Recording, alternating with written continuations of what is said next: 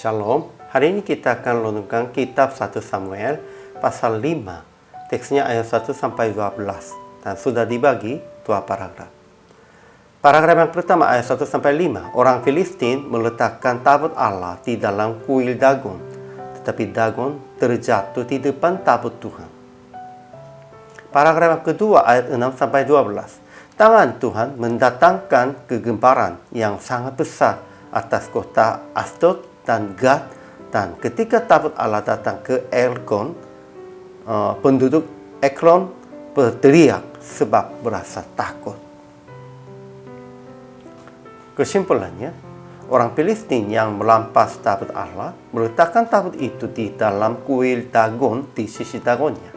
Namun besok, Dagon terjatuh di depan tabut Allah, dan tangan Tuhan menekan orang-orang Asdod itu dengan berat, dan ia membingungkan mereka.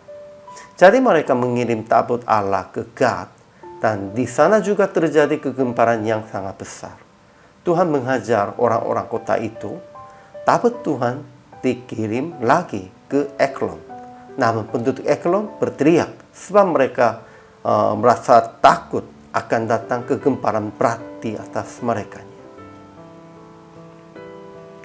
Ajaran tentang Allahnya. Pertama, pada saat orang Filistin meletakkan tabut Allah di dalam kuil Dagon, Tuhan menjatuhkan patung Dagon di depan tabut Allah dan patahkan kepala tangan dari badan Dagon. Kedua, tangan Tuhan menekan orang-orang Asdod, Gad, dan Ekron dengan berat, dan ia membingungkan mereka. Ia menghajar mereka dengan borok-borok daerah-daerah Filistin. Ajaran tentang manusia. Pertama, orang Filistin meletakkannya tabut Allah di dalam kuil Dagon sebagai tanda yang Allah mereka kalahkan Israel. Tetapi itu salah. Ya, memang manusianya berpikir begitu. Allah kita mengalahkan Israel, mengalahkan Allah Israel. Tetapi bukan. Tuhan membiarkan orang Israel kalah. Tetapi Allah sendirinya tidak dipukul mati atau dipukul kalah, melainkan ia memukul kalah dewa-dewa Allah-Allah yang lain. Kedua, orang-orang Filistin mengalami borok-borok dan banyak orang mati, sehingga mereka teriak dan merasa takut tentang tabut Tuhan diletakkan di daerah mereka. Maksudnya, ya, sekalipun mereka kelihatannya sudah menang di dalam peperangannya, tetapi Tuhan sendiri menang bagi orang-orang Filistinnya. Begitu kuat tangan Tuhannya. Jadi aplikasi hari ini, pertama, akuilah Tuhan sendiri mengalahkan lawan, dan berdoa akan menjadi Allah di tangan Allah untuk kalahkan musuhnya. Ya, kita harus menjadi Allah di tangan Tuhan, di tangan Allah.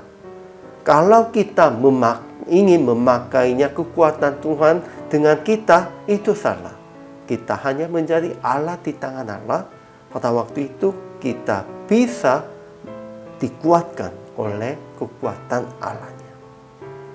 Kedua, jangan merasa takut yang bersama kemuliaan dan kekuatan Allahnya. Seperti orang Filistin merasa takut tentang tabut Tuhan diletakkan di daerah mereka.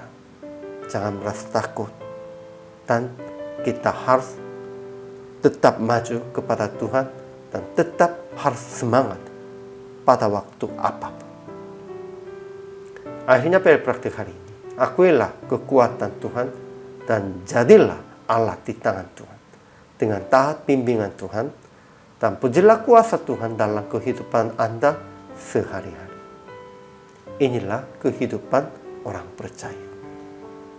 Hari ini juga selama melayani, Tuhan Yesus memberkati.